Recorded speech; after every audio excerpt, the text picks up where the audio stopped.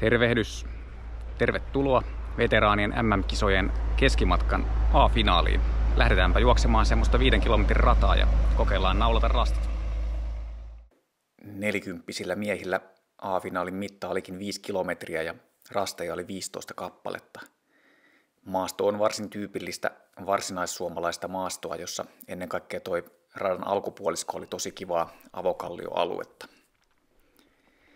Nyt lähdetäänkin juoksemaan sitten kohti K-pistettä ja sinne oli tuommoinen loivahko ylämäki ja todella miellyttävän näköinen ykkösväli.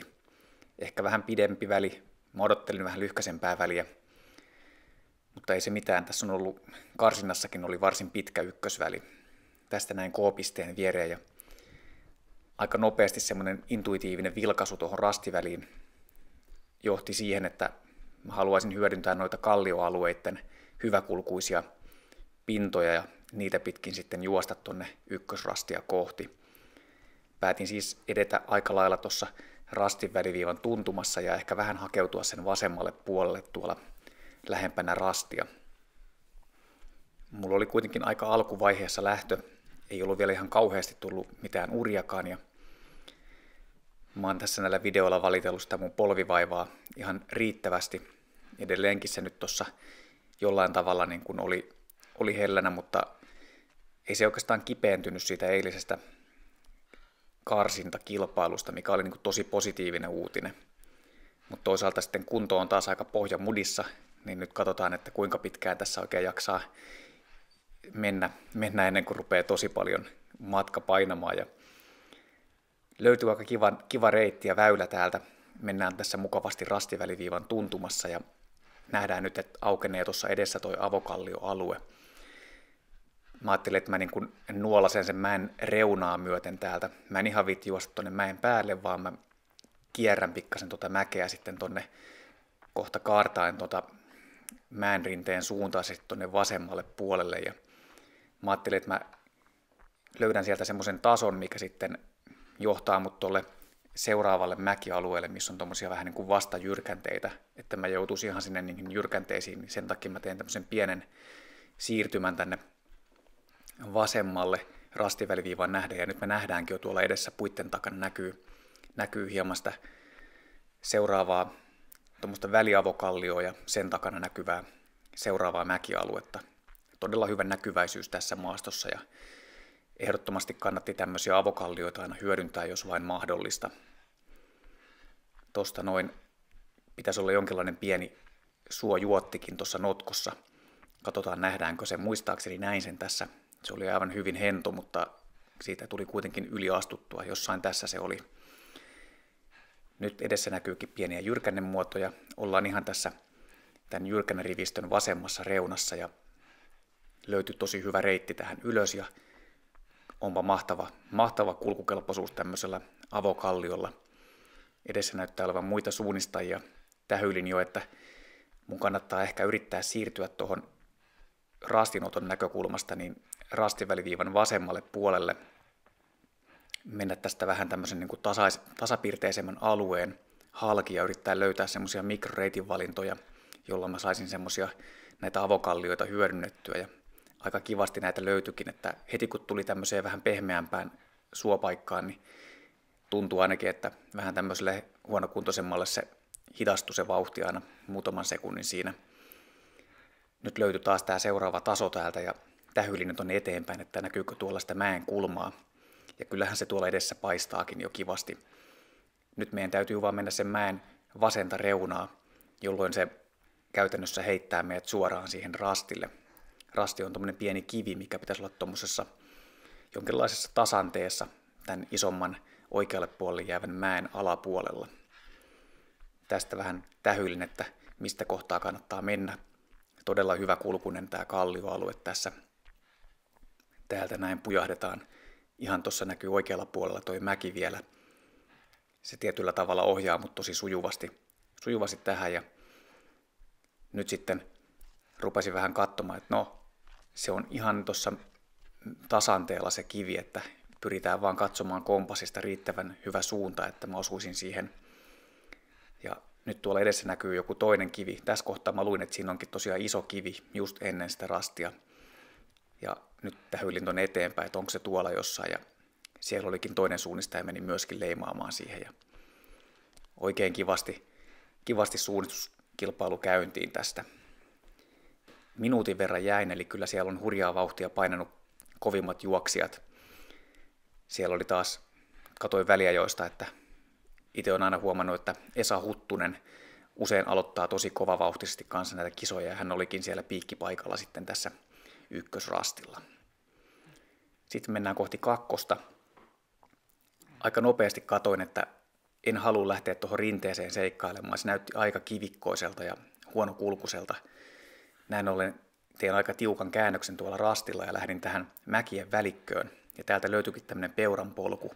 Oikein hyvä väylä mennä täältä. Ja tämä tietyllä tavalla niin kuin helpotti mun suunnistamista puoliväliin asti tässä rastilla. Nyt sitten pitäisi vaan osata kääntää tuonne rastia kohden. Rastihan on tosi korkealla tuolla tuollaisella niin kuin mäellä. Oikeastaan lähes mäen huipulla oleva notkelma. Ja nyt mä vähän tähyilin tonne. Se näkyy tuolla kauempana noiden puiden takana jo toi korkeammat puusto. Ja mä näen, että siellä se mäki jossain on. Et nyt täytyisi vaan löytää väylä tästä vähän peitteisemmän notkelman halki ja sieltä sitten lähteä kapuamaan. Kävi hyvä tuuri. Löytyi aika semmoinen kiva väylä tästä notkelman poikki ja en joutunut mihinkään pahaa pusikkoon tuossa. Lähdin vaan suoraan täältä ylöspäin menemään ja tulinkin tähän kallion kulmalle, jota pitkin ajattelin sitten vaan nousta sinne ylöspäin mäkeen. Nyt me nähdään jo tuolla etuoikealla, näkyy tuolla puidenkin takana vähän kajastaa tuommoista kallioa, niin siellä on se mäen korkein kohta.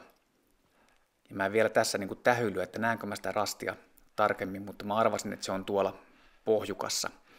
Ja nyt sitten täältä vaan sitten nousin tähän tiettyyn tasoon ja arvelin, että tosta ylös, niin sieltä se lippu tulee vastaan. Ja muutamat jalanjäljet oli tässä sammaleen tai jäkälään tullutkin ja tiesi, että sieltä se rasti väistämättä tulee vastaan. Ja se oli oikein hyvä toteutus tälle rastivälillä. Olin tässä vaiheessa näköjään siellä 14 ja se jääkin mun parhaaksi sijoitukseksi nyt tässä kilpailussa kokonaistilanteen osalta. Sain kuitenkin ihan hyvän terävän aloituksen tässä, mutta kyllä se tosiasiat on tunnustettava, että kunto ei kuitenkaan ole tällä hetkellä kovinkaan häppöinen, niin eipä sitä nyt kannata ihan kuuta tavoitella taivaalta siinä vaiheessa. Mutta kolmosrasti. Edelleen mennään aika miellyttävillä maastoalueilla ja olihan tuolla välillä tuommoisia taimikkoalueita ja vähän työläämpiä jyrkänne rivistöjä, mutta halusin väistää niitä. Ja näin ollen päätin tehdä semmoisen kaartavan reitinvalinnan tuolta vasemman kautta. Lähdin tästä kakkosrastilta ensin tuolta mäen päältä katsomaan, että mistä kohtaa mä pääsen sujuvasti lähtemään alarinteeseen ja viistämään tietyllä tavalla tätä korkeustasoa. Ja täältä löytyikin aika hyvä väylä. Kattokaapa taas tätäkin kohtaa. Tuommoinen aivan silokallioinen jäkäläpinta, niin kyllähän tässä kelpasi juosta. Ja edessä näkyy jo toi taimikkoalue. Me ei haluta nyt mennä sinne taimikkoon. Juostaan täällä vähän taimikkoalueen reunalla ja täällähän meni tämmöistä aika hyvää kallioselännettä tai harjannetta ja näitä kyllä kelpasi juosta. Nyt jo tähyilin vähän tuonne vastarinteeseen, että mistä kohtaa mun kannattaisi lähteä nousemaan ja lopulta tulin siihen päätökseen, että nyt mä näin tuolla edessä, että tossa näyttäisi olevan semmoinen niin kuin hyvä, vähän vähemmän tiheä alue. Pudottelin tähän alas ja tässä meni pieni tämmöinen vanha metsäkoneura selvästikin. Mä ajattelin, että mä juoksen vähän matkaa sitä ja sitten lähden nousemaan tuonne oikealle ylös. Siellä pitäisi olla ylempänä tasanteella suo. Ja mä ajattelin, että sen mä varmaan näen siitä ja pystyn leikkaamaan sitten. Ja tuossa se suo näkyykin. Mä menin pari askelta siihen suon puolelle tuohon ja totesin, että kannattaa ehkä kiertää kuitenkin tätä suota täältä ympäri. Tuli ehkä muutama ylimääräinen metri tässä, mutta kyllä se oli niin paljon parempi juosta tuossa kovalla alustalla. Tässäkin oli joku vanha ajokoneura, ihan yllättävän pehmeä paikka. Käytin sitä ehkä vaan 10 metriä hyödyksi siinä ja nyt sitten vaan leikkaamaan täältä kohti tuota notkelmaa, jonka takana pitäisi näkyä tuo seuraava harjanne, minkä takana se rasti on. Ja tuollahan se näkyykin jo se rastia edeltävä kallioharjanne. oli tosi hyvä fiilis tässä suunnistaa kyllä ja oli sillä tavalla, tuntui, että homma on nyt hyvin näpeissä. Koko ajan pystyi havainnoimaan tuolta edestäpäin niitä kohteita ja nyt lähdin viistämään taas sitä rinnettä. Aina tämmöinen pieni viisto rinteessä on kyllä niin kuin aina tehokkaampi, ainakin tälleen varsinkin, jos ei ole sitä fyysistä reserviä nyt hirveästi hukattavissa, niin se nousukin kävi mukavasti siinä. Tuossa tuli joku toinen suunnistaja ja lähti tuolta harjanteen takaa ja mä arvasin, että se rasti on täällä ja sieltähän se lippu tuli mukavasti vastaan. Kyllä se oli aika näkyvällä paikalla tästä päin. Siitä sitten vaan kohti seuraavaa lyhyttä nelosväliä. Katoin, että ei tässä oikein tarjota paljon vaihtoehtoja, kun lähtee vaan etenemään suoraan. Ja tää oli jännä juttu. Tietysti mä olin tuossa noin 3 ensimmäistä väliä yrittänyt juosta silleen, aina mä yritän lähteä reippaasti ja kun se polvi ei kuitenkaan liikaa tuossa haitannut, että annetaan vaan mennä sitten ja katsotaan mitä siitä seuraa, niin oliko niin, että tässä alkoi pikkasen ehkä vähän väsy painaa, tai sitten mä kattelin tuosta GPS-seurannastakin myös, tai GPS-jäljestä, että tuli ehkä tehtyä vähän tämmöistä pientä poukkoilua tällä välillä. Mä en tiedä, johtuuko se siitä, että oli vähän tämmöistä peitteisempää. Ja sitten mulla oli ehkä vähän päättämättömyyttä, että kierränkö mä tuonne jyrkänteelle nyt ton mäen ympäri, vai menenkö mä sen päälle. Ja mä olin ihan 2 vaiheella, että mä olisin kiertänyt tuolta osittain oikealta, mutta faktahan on se, että ei toi kiertäminen kyllä yhtään juuri auttaisi tässä vaiheessa. Siinä tuli äsken vastaan, viuhahti pari minuuttia ennen lähtenyt kaveri. Hän oli tosi kova aikanaan nuorten sarjoissa omassa ikäluokassani ja Jarkko Pyy ei ole paljon käynyt kyllä kisailemassa viimeisinä 20 vuotena, mutta oli hauska nähdä, että hänkin oli päässyt viivalle täällä ja nyt oli vaan tullut nähtävästi joku virhe tuohon äskeiselle rastille, koska hän tuli tuolta suunnasta. Tosta noin rasti, otetaan siitä leima ja siinä oli myös juomaa tarjolla, mutta nyt mä totesin, että nyt ei kyllä juoda, tämä on 5 kilometrin rata, että kyllä nyt tämä pitää yrittää selvitä nyt kunnolla ja ilman mitään juomisia. Tästä näin sitten lähdetään kohti vitosrastia. Ensin oli tämä pieni kallioalue, jonka yli tultiin ja mennään tähän Notkelmaan. Siitä oli aika mukava mennä Notkelman poikki ja edessä näkyykin tuommoinen hyvin laaja seinämä tai rinne, mikä nousee eteenpäin ja laakea avokallioalue siellä odottamassa. Ei ole muuta vaihtoehtoa kuin kavuta vaan ylös tämä rinne ja lähteä sitten sieltä hakemaan sitä optimaalista reittiä. Mun mielestä optimaalinen reitti on tässä tapauksessa kyllä hyvin lähellä tuota rastiväliviivaa, että tässä ei tarjota mitään sellaista, mikä pakottaisi suunnistajan tekemään joku kiertoreitin valinta. Mutta tässä nähdään, että mulla on pikkasen vähän tämmöistä levotonta toi oma eteneminen tuossa, että mä olisin voinut pikkasen paremmin yrittää säilyttää sitä suuntakontrollia ja mä väitän, että jos kunto on huono, ettei oikein ole semmoinen jaksaminen kohdallaan, niin siitä menosta tulee helpommin poukkoilevaa. Sitten kun on hyvä vire päällä, niin sitten vaan mennään suorilla linjoilla ja pystyy etenemään, eikä haittaa vaikka on vähän hitaampaakin alustaa. Tässäkin mä luin ton suon tuosta kartalta, mä ajattelin, että meneekö mä sen vasemmalta vai oikealta puolelta, ja lopulta päädyin meneen tästä oikealta puolelta, mikä oli tietysti ihan järkevämpi. Mutta siinä maastossa, kun mä kattelin, niin se vähän kutsui mua toi vasen puoli sen takia, kun siellä näkyy aika hyväkulkuisia kalliopintoja. Mutta kyllähän se niin oli, että suoraan kannatti vaan mennä tuosta suon oikealta puolelta. Tästä näin nyt sitten, olin aika hyvin kartalla, tiesin, että on tässä hyvin rastiväliviivan tuntumassa ja odottelin vähän sitä aukon kulmaa ja sehän näkyy tuolla edessäpäin jo. Sain siitä näköhavainnon, että siellä se on. Huomasin, että tuossa kävi porukka leimaamassa. Siinä oli noita kiviä. Joku niistä oli sitten yksi rasti näköjään joillain sarjoilla. Ja tiesin tarkalleen, missä on. Tuossa oikealla puolella näkyy toi kuviorajan reuna. Täältä on erittäin mukava lähestyä rastia. Meinasin lähteä ihan suoraviivasti lähestymään rastia, mutta sitten päätin, että no, mennään vähän tätä aukon reunaa tässä, koska saan pikkasen pääsen lähemmäs rastipistettä ja voin sitten hyökätä sieltä vielä vauhdikkaammin ehkä ja tässä oli tämä pistekumpari, että oli selkeä lukea, ja nyt mä ajattelin, että nyt käännetään tonne rastia kohti. Tuo oli pikkasen tommonen epämääräisen näköinen toi rastiympyrän seutuva. Siinä on tommonen joku pieni notkelma ennen rastia ja jyrkänne. Mä ajattelin, että tässä on niinku vaaran paikat tehdä jonkinlainen pieni hapuilu, että löytyykö se rasti heti. Ja olipas korkeata tämmöistä sananjalkaa tässä. Nyt sitten vaan katseella katselin, että missä kohtaa se rasti voisi olla. Otan pari kävelyaskeltakin muistaakseni tässä, tai ainakin tuommoisia hidastuksia, ja sieltä se rastilippu sitten tuli vastaan, että pieni tuommoinen vauhdin hölläys oli ihan paikallaan tuossa kohtaa. Oikein hyvä tilanne tässä vaiheessa. Parasta tämmöistä sauvolaista maastoa tähän mennessä. Juuri tämmöistä laakeaa avokallioaluetta, erittäin miellyttävää menoa. Ei oikeastaan kivikkoa, joka olisi haitannut ainakaan näillä omilla reitin valinnoilla. Kutosrastia kohti kun mennään, tässäkin jälleen kerran se reitinvalinta on aika lailla sama, mikä tuo rastiväliviiva. Täytyy vain yrittää löytää semmoinen väylä tuolta, ja jossa sitten voisi hyödyntää ehkä semmoisia pieniä mikroreitin valintavaihtoehtoja. Eli jos aina tulee jotain pieniä kalliopintoja, niistä voi ehkä sitten saada semmoista henkistä helpotusta siihen etenemiseen. Kyllä mä sanon, että tässä kohtaa, mä muistan itse asiassa ajatelleen juuri tässä kohtaa, että nyt mun täytyy pakottaa itseni siihen, että mä en rupea kävelemään.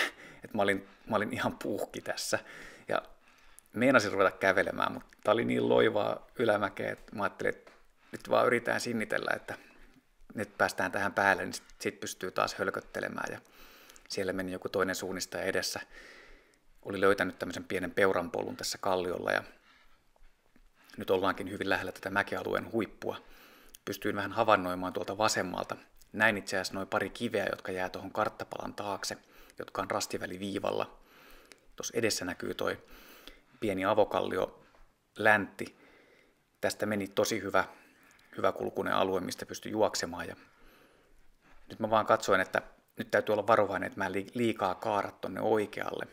Ja tässä oli niin hyvä mennä, että veti puoleensa tämä kallion laki tässä kohtaa. Ja nyt mä näen tuolla edessä jo tuon seuraavan avokallioalueen ja tiesin, että tämä nyt on tässä rastiväliviivan oikealla puolella, että nyt täytyy tehdä pieni kaaros tonne vasemmalle.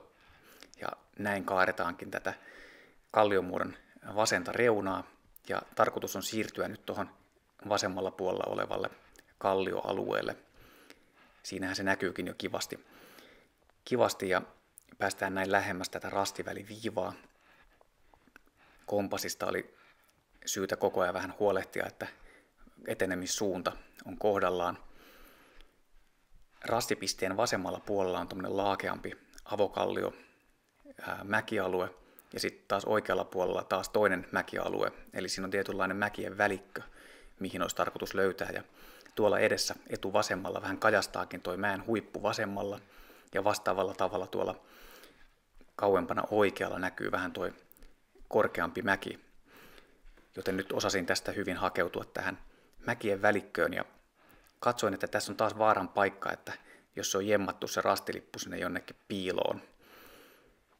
Ajattelin, että mä hyödynnän tuota rastiympyrän reunalla olevaa kallion kulmaa ja tuossa oikealla puolella se, joka on tässä nyt tämä oikealla oleva, että se niin kuin ohjaa mut sitä rastia kohti ja sitten mä saisinkin nähdä jo rastilipun tuolla edessä. Eli se aika hyvin itse asiassa kajasti sieltä pusikon takaa.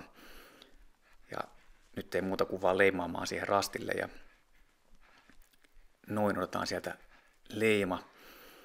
Ja tässä itse asiassa huomasinkin tuolla vähän ennen lähteneen seurakaverin selän edessä. Hän lähti kanssa tässä samaan sarjaan toi Nurmisen Janne. Ja ajattelin, että no nyt katsotaan pystynkö mä sitten Jannen selkää pikkasen tuossa hyödyntämään. Mulla alkoi olemaan kyllä oma vauhti jo sellainen, että se alun intoilu oli käytännössä syönyt kaikki voimavarat ja nyt vauhti oli tasaantumaan päin ja oikeastaan ei edes tasaantumaan, vaan hidastumaan päin. Että nyt sitten katsoin, että mistä kohtaa tämä seiskaväli kannattaisi hyödyntää.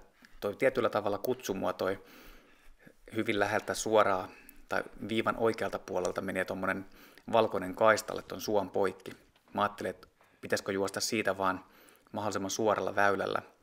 Ja se vaikutti niin kuin houkuttelevalta, Mutta sitten toisaalta tämä, minne Janne lähti tänne vasemmalle puolelle, niin tässä oli tätä selkeää kallioaluetta, joka oli tosi hyvä juosta. Ja mähän olin mennyt tästä ykkösvälillä poikki, mä tunnistin ton paikan tuossa äsken, kun mä menin ristiin. Ja tuolla näkyykin Janne menee edellä ja itse sitten suurin piirtein samaan linjaan tässä.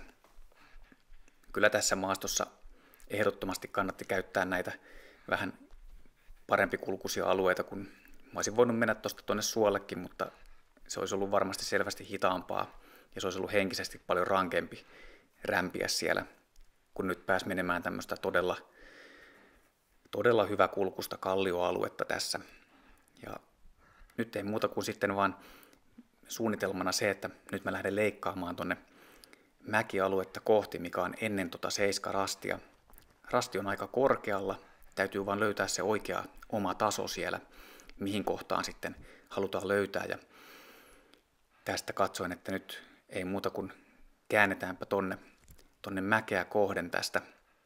Janne näytti menevän hieman enemmän tuolta vasemmalta ja itse lähdin tästä leikkaamaan nyt sitten suoraan mäkeä kohti. Ja tässä onkin tämä jyrkänne. Tässä oli muuten jännä juttu. Katsotaanpas nyt, näkyykö tuommoinen pieni kiviaidan pätkä tässä. Tuossa suoraan edessä. Tähän oli rakennettu joku tuommoinen pieni kiviaita. Mä en oikein tiedä, onko täällä ollut jotain laidunta vai mikä toi on toi rakennelma. Ollaan kuitenkin aika korkealla mäellä täällä, että olisi kiinnostava tietää kyllä, että mikähän tonkin aidanpätkän historia tuossa kohtaa oli. Jännä pohdiskelu tuli tuolla kesken suorituksen tehtyä. Tuossa on toi jyrkänne, mikä on ihan tässä mäen huipun reunalla. Tämä oli selkeä maamerkki meille. Nyt tiedetään, missä kohtaa ollaan. Ja nyt sitten vaan katseella pystyy jo tähyilemään, että näkyisikö sitä jyrkänne-rivistöä tuolla edessäpäin. Rastihan on suoraan sen jyrkänne-rivistötason yläpuolella. Tai oikeastaan sen niin kuin seuraavalla käyrällä. Ja täältä näin nyt sitten jyrkänteet rupeaa paljastumaan tuossa edessä. Noin. Ja nyt mä ajattelin, että nyt mä punnerran itseni tuohon jyrkänteiden päälliselle näin tähän päälle ja nyt lähden vaan seurailemaan sitten tätä käyrämuotoa tästä. Nyt mun pitäisi käytännössä väistämättä tulla siihen rastille, kun mä täältä vaan etenen tätä käyrän suuntaisesti. Tähylin vähän tuonne eteenpäin, että mitä siellä näkyy ja näin itse asiassa noi kivet, mitkä tuossa näkyykin nyt edessäpäin. Tiesin, että täältä kun tullaan, niin kyllä se rasti sieltä tulee vastaan. Mä itse asiassa en lukenut enää tässä kohtaa kauhean tarkasti rastiympyrää tästä eteenpäin, koska mä luotin vaan siihen, että tuolla se kohta tulee vastaan. Ja näinhän se tulikin, että täältä näin sitten Jannen perässä leima tuolta rastilta. Sitten onkin vuorossa hieman lyhkäisempi väli. Pikkasen muuttuu maastotyyppi nyt, kun lähdetään ehkä pois täältä kaikista hienoimmilta avokallioalueilta ja noin mäet myös muuttuu hieman jyrkkäpiirteisemmäksi. Ei ehkä vielä tuossa kasirastilla, mutta sitten siitä eteenpäin ainakin. Tässä on hienosti nähdään toi laaja ja laakea notkelma muoto, mikä näkyy tuossa edessä. Vasemmalla puolella näkyy toi mäen tietynlainen harjanne ja nyt täytyy vaan sitten sopivasta kohtaa mennä tuon harjanteen yli ja leikata tonne kasirastia kohti. Siinä on niin kuin vaaran paikat siinä mielessä, että siinä on tuommoinen peitteisen näköinen suo ennen sitä kivirastia, ettei vaan mene ohi siitä. Ja itse asiassa tullaan näkemään semmoinen pieni kaarros tässä tällä rastilla. Mä mielestäni leikkasin aika hyvin tähän mäen rinteeseen ja nyt itse asiassa tuossa näkyy yksi kivirasti edessä muistaakseni. Se jäi ehkä tuohon vasemmalle puolelle. Joo, siellä näkyy muistaakseni. Ja mä ehkä jotenkin ajattelin, että olisiko tämä ollut tuossa rastiväliviivan vasemmalla puolella oleva, mutta jälkeenpäin kun katselen tätä, niin ei se tuntunut järkevältä. Ja tuossahan oli myös toinenkin kivi. Mä en sitä lukenut tarkasti. Mä vaan yritin katsoa näitä avokallioita. Ja nyt kun mä tulin tähän suon reunaan, mä vähän hölläsin vauhtia. Ja katoin, että nyt kompassisuunta olisi sellainen, että se hyökkäys sinne rastille pitäisi onnistua. Tuosta noin tuli pieni ojan pätkä. Mä rupesin katsoa, että hetkinen, että ojahan on tuolla vähän oikealla puolella. Ja näkyykö se rasti tässä nyt tässä selvästi näkyi tämmöistä valkoisempaa, isompaa metsikköä ja sitten mä tajusin, että mä oon ehkä pikkasen tässä oikealla puolella, että nyt täytyy vaan kaartaa tänne ja sieltä se lippukin tulee mukavasti vastaan. Mutta siinä tuli tommonen pieni kaaros, ehkä semmoinen 15-20 sekuntia olisi voinut jopa hyvällä väylällä saada pois tuosta omasta suorituksesta. Sitten lähdetäänkin kohti 9 rastia. Mäet kasvaa, eli on tämmöisiä suurempia mäkiä, joita ei välttämättä kyllä ole ihan järkevää lähteä ylittämään. Näin ollen suunnitelmana aika nopeasti tuli se, että mennään ton mäen rinteen vasenta puolta. Eli käytännössä tuossa on tommonen pienempi mäki ja sitten on tää iso mäki, niin mennään tuolta rastiväliviivan vasemmalta puolelta mäkien väliköstä, juostaan tuonne mäen päätyyn ja sieltä sitten lähdetään hakemaan sitä rastia. Tässä oli varsin peitteinen paikka. Sai olla vähän tarkkanakin, että mistä se oma väylä oikein hyvin löytyisikään ja pystyisi etenemään. Kun päästään tästä tiheiköstä, niin sen jälkeen taas tilanne helpottaa. Mutta nämä on usein semmoisia, että täytyy yrittää etsiä niitä semmoisia peuran polkuja tai muiden suunnistajien tekemiä polkuja, jos vaan mahdollista. Siinä oli kanssasuunnistaja antoi ystävällisesti vähän tilaa ja täältä näin nyt sitten porhalletaan. Nyt löytyy jo pikkasen parempi väylä. Tässäkin on tämmöistä pientä peuranpolkua havaittavissa täällä mäkien välillä. Tämmöisiä kannattaa aina yrittää etsiä, jos vaan mahdollista. Suunnistaja alkaa kyllä ne helposti oppia sitten, että aina löytyy jonkinlaisia heikkoja kulkuuria tämmöisiltä maaston muodoilta, mitkä sitten tietyllä tavalla ohjaa kulkijoita. On ne sitten eläimiä tai ihmisiä, niin usein niihin jotain syntyy sitten. Niin kuin tässäkin nähdään, niin tässähän menee ihan selkeä tämmöinen heikko polku käytännössä. Tätä pitkin sitten pääsee jolkottelemaan ja koko ajan katsoin tuonne etuoikealle. Siellä näkyy toi mäki ja jyrkänteet. Ei ollut oikeastaan semmoista huolta mun mielestä, mistä kohtaa tästä lähtee kaartaan, koska päätös oli se, että sit kun toi mäki selvästi näyttää loppuvan, niin mä lähden kaartamaan tänne oikealle ja nyt tuli se hetki. Se näyttää, että se mäki kaartaa nyt tuossa tuonne oikealle ja nyt sitten pitäisi sukeltaa tuommoisen vihreän tiheikkoalueen läpi tuohon seuraavan mäkialueen kulmaan. Siinä on aika korkeat jyrkänteet ja tässä oli hieman peitteisempi kohta. Tuolla näkyy nyt edessä jo vähän kallio seinämää. Tiesin, että nyt täytyy mennä sen vasemmalta puolelta. Tästä näin. Nyt tuli luettua karttaa vielä vähän tarkemmin. Mulla oli hieman epäselvää, että kuinka korkealla toi rastipiste on. Onko se nyt jyrkänne vai pistekumpare. Muistaakseni ehdin katsoa sen rastimääritteestä, että kyllä se on pistekumpare. Ja nyt tuli semmoinen pieni epävarmuuden hetki tässä. Epävarmuuden hetki tuohon kohtaan. Mä katsoin, että miten tämä nyt menee tässä. Tämä mäen muoto. Pysäähdyin. Nyt mä katsoin tuosta vielä rastimääritteen uudestaan. Ja ajattelin, että onko se tuossa edessä suoraan tuon pusikon takana. Ja sieltä Janne tuli taustalle ja sieltä sitten pikkuhiljaa tullaan tähän. Jaha, siinä olikin tuommoinen vähän vaikeampi paikka. Tuosta ei päässytkään niin helposti nousemaan tuonne jyrkänteen päälle ja jouduin tekemään tämmöisen pienen kaaroksen tässä. Ja sieltä se lippu sitten lopulta löytyy. Siinä oli tuommoinen pieni, sanotaan, että tekninen 10-15 sekuntia epävarmuuden hetki siinä. Tässä menikin kanssa, näkyy tuossa valkoisessa paidassa, juosta jolkottelee kanssa yksi kuntoilijakanavan aktiivinen jäsen, eli Kimmo Keltamäki oli siinä kanssa samassa sarjassa. Häntä tullaan näkemään kanssa tässä muutamalla välillä nyt, kun mennään eteenpäin. Hän oli lähtenyt vähän aikaisemmin siinä ja mukavasti siinä aina porukkaan tulee törmättyä tuolla maastossa.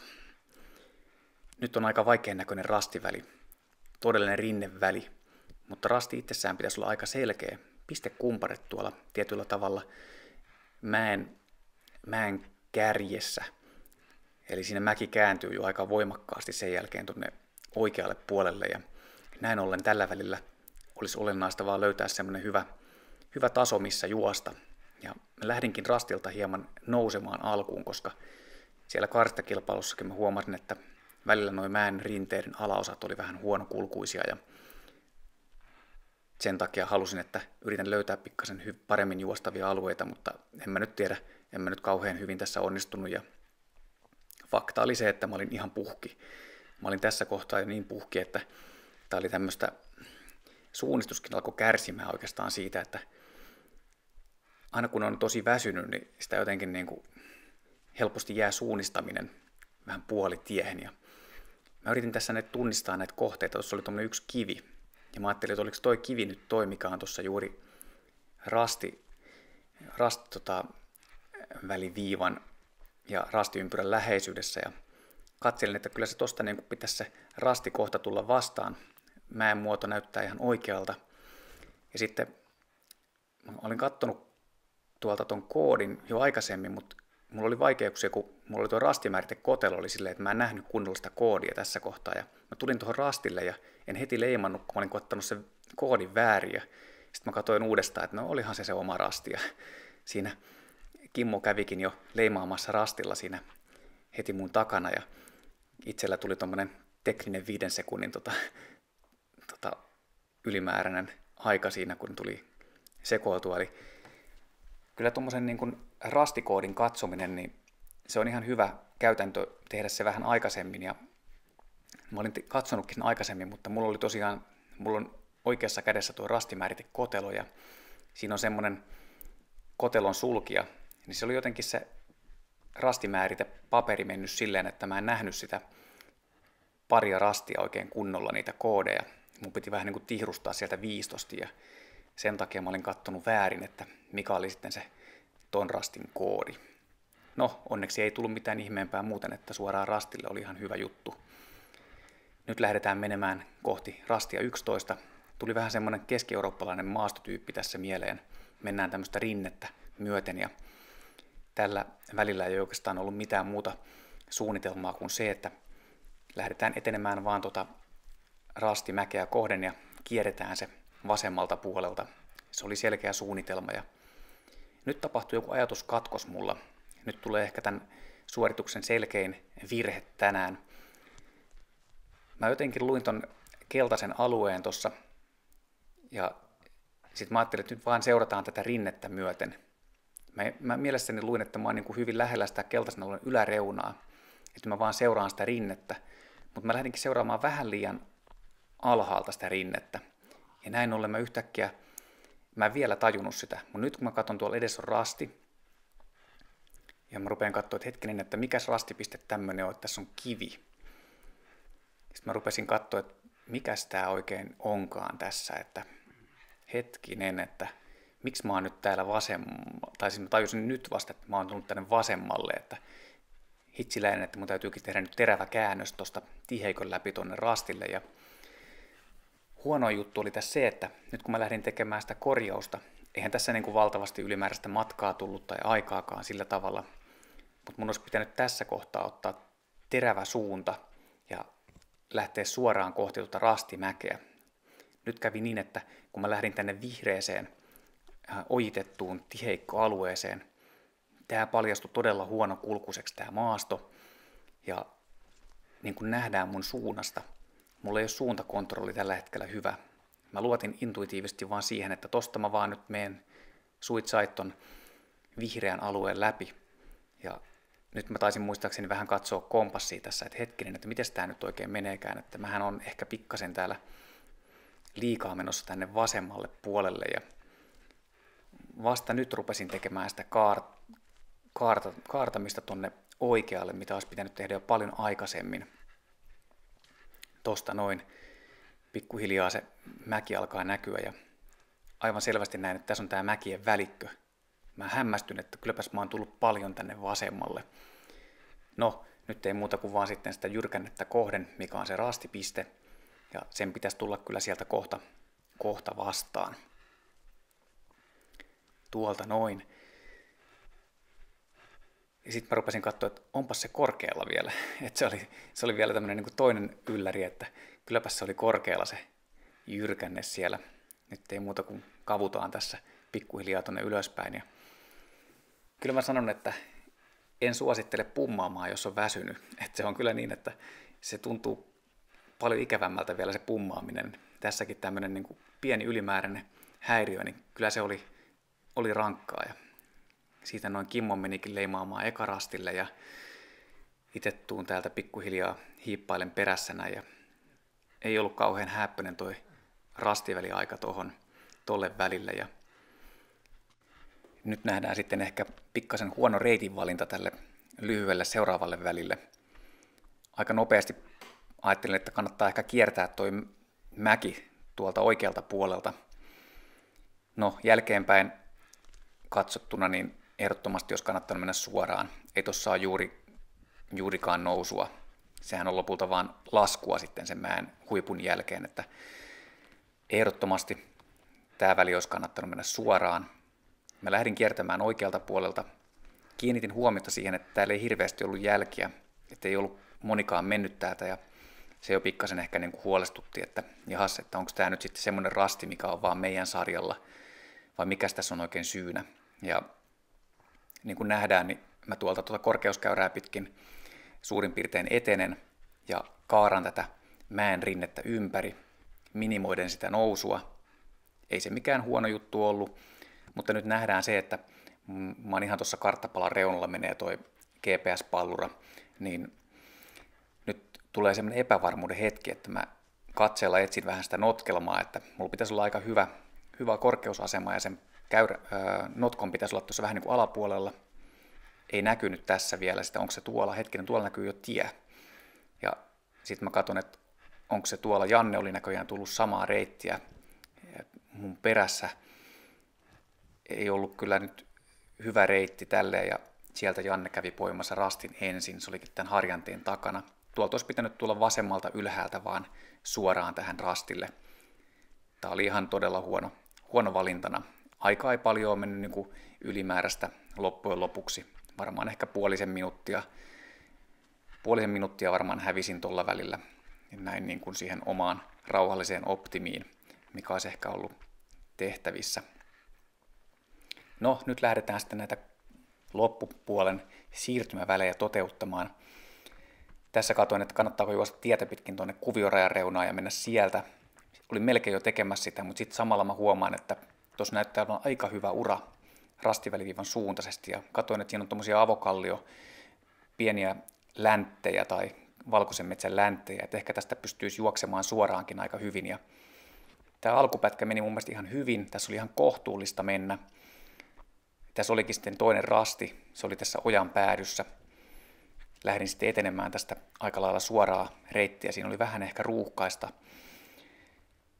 Mutta kyllä mä sitten mietiskelin jo tässä vaiheessakin sitä, että olisiko kannattanut mennä tietä pitkin kuitenkin. Olisiko sieltä päässyt pikkasen paremmin lähestymään rastia. Ja nyt kun mä tuun täältä sitten, kuvioraja näkyy tuossa jo näiden pusikoiden takana. Se suo pitäisi olla siellä aika lailla sitten suurin piirtein tuolla edessä päin. Ja täältä nyt sitten tullaan. Hieman tämmöinen peitteinen oli tämä tiheikko, niin kuin kartastakin saattoi päätellä. Rastille tulo pikkasen ehkä hidastui tässä. Oli tämmöistä aika korkeata haapavesakkoa tuossa ja tuolla nyt näkyy sitten jo rasti vähän alempana. Kävi niin, että oli kyllä varmaan tosi huono toi suora valinta. Me jäin kuitenkin 40 sekkaa tuolla välillä ja rastiväliaika oli peräti 58. 62 starttasi tähän sarjaan, eli mä olin ihan siellä niin kuin viimeisten joukossa.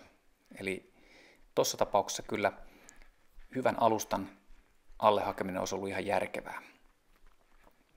Nyt sitten ollaan kohti toiseksi viimeistä rastia. Näyttää siltä, että tällä välillä ei tarjota oikeastaan muita vaihtoehtoja kuin varsin suoraviivasta toteuttamista. Juostaan tuosta vaan muutaman poikittaisen tien yli. Haetaan ehkä semmoista mikroreitin valintaa, että päästäisiin kapuamaan tuonne mäen harjanteelle ja sitten sitä mäen harjannetta pitkin edettäisiin kohti sitä rastia. Tästä näin odottelin vähän, että koska se tulee se kärrypolku oikein, sen pitäisi ihan pian tulla ja no, tässähän se viimein sitten olikin. Siitä vaan sitten kärrypolun yli ja lähdetään kallioharjannetta kohti eteenpäin. Tämän pitäisi johtaa sitten tonne rastille päin. Mä en ole ihan varma, että onko se jyrkänne vai onko se toi notko se rasti pisteenä. Ja no, ei siinä mitään. Mä ajattelin, että kyllä mä näen sen, kun mä tuun siihen paikan päälle. Ja se taisi olla tuo jyrkänne itse asiassa rastipiste sitten. Täältä näin nyt tuun tätä ensimmäistä kallion reunaa. Tuossa edessä näkyy kohta pieni notkelma ja sitten näkyy se seuraava kallioharjanne. Nyt olisi kannattanut juosta ehkä jopa tuon kallioharjanteen päälle tuossa. Hieman turhaan ehkä menin tässä rinteen suuntaisesti. Tässä oli hieman tämmöistä heikkokulkuisempaa tämä maapohja.